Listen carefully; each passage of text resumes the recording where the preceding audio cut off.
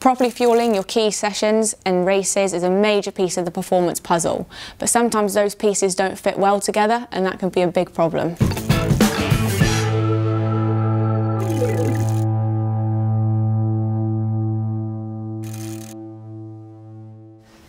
Not taking in enough carbohydrates is #1 error that we see endurance athletes make when approaching their fueling strategy.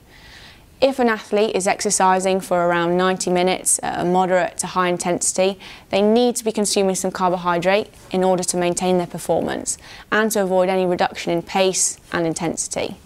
This is because the muscle glycogen levels start to deplete and become critically low. In a really severe situation where an athlete's underfueled, they might actually experience something called bonking, or we might also term that hitting the wall. What this is when the muscle glycogen stores are so critically low that they're unable to meet the demands of the working muscles and to maintain blood glucose levels. Now, you might be thinking, well, how do I avoid that? How do I fuel correctly and make sure I'm taking in enough carbs? Well, understanding what your carb requirement is really key.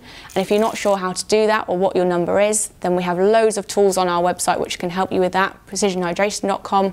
In particular, we have our quick carb calculator. Too much carbohydrate is also a major problem for an athlete, primarily because it can cause major GI distress for them. Now we're talking sickness, bloating, or even diarrhea. If this is severe enough, then it's going to hamper performance. It might even cause a DNF. There are many reasons why an athlete might overconsume carbohydrates, but the most common one that we see is probably the overuse of a carb-rich drink mix, especially if this is used in combination with other carb sources like chews, gels or bars. Now, we're not saying that isotonic drink mixes are bad. There is certainly a time and a place for them and scenarios where they're perfect. For example, shorter duration competitions or when an athlete's fueling and hydration needs are not too great. But when the duration gets more prolonged, when it gets longer, now they might inadequately meet carb, fluid and electrolyte needs. Another downfall of a carb-rich energy drink mix is the heat. When an athlete is trying to quench their thirst, they may inadvertently overconsume that liquid and overwhelm their gut with too many carbohydrates. Again, this can lead to GI distress. The way to avoid this is to, again, know your numbers, know how much carbohydrate you're trying to consume, and ultimately, we're big fans of trying to keep your hydration and fueling separate. At Precision Hydration, we're big believers that an athlete should have a hydration and a fueling strategy in place, and that these should be dialed in to those individual needs. However, with that said, we don't believe that an athlete should follow this too rigidly and actually override the body's important signals, like what it actually needs and actually wants in that moment in time. The ultimate goal is to have a kind of fueling framework which an athlete feels comfortable and confident to work within, and using experience, instinct and feel, know that they can work on the fly within that. There are quite a few things in life that you can make up as you go along, but we don't believe that a fueling strategy should be one of those, especially if optimal performance is the goal. I feel that the phrase fail to prepare, prepare to fail is very, very apt in this scenario.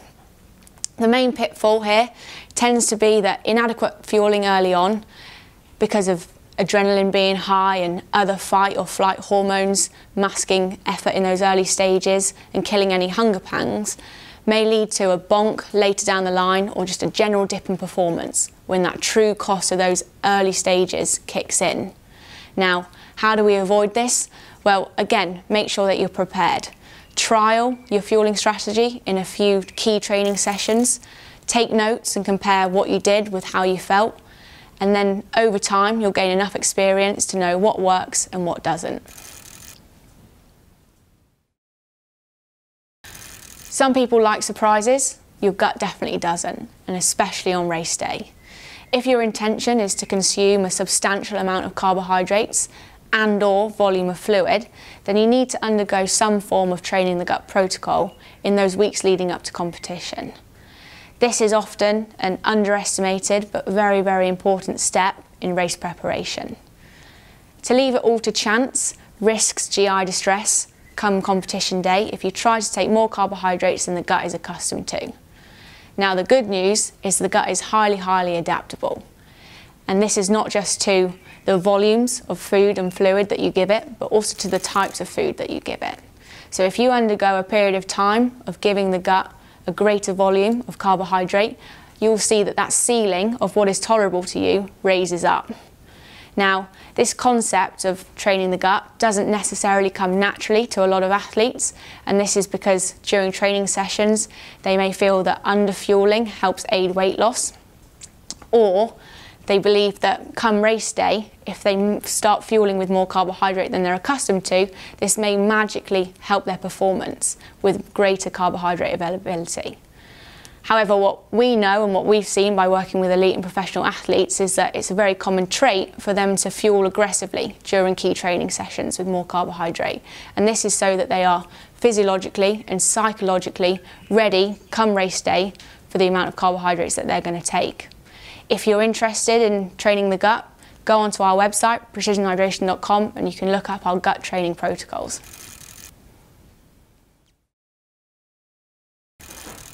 Optimal pacing in most endurance events means either an even or slightly negative split approach. However, the opposite is quite common, and this is because excitement and adrenaline is very high at the start of a race, and so athletes set off too fast. Now, this can be problematic because if you go too hard out of the gates too early on, then you burn through your available carbohydrate stores quicker than perhaps intended. Also, if you do this and it's hot, you may dehydrate quicker, you risk overheating, and you also hamper the ability of the gut to absorb those carbs and fluids because you're reducing the blood flow to that area. Now, the way to avoid this is practice your pacing strategy in key training sessions. Also, if you do go out harder come race day than perhaps was intended, just bear in mind that perhaps you need to switch up your fueling strategy to account for this. So there you have it, 6 common fueling mistakes and hopefully how you can avoid them happening to you. If you're looking for help with your fueling strategy, go and visit our website where we've got a bunch of tools to help you nail it, and you can also book a one-on-one video call with one of our fueling experts if you wish. Thanks for watching.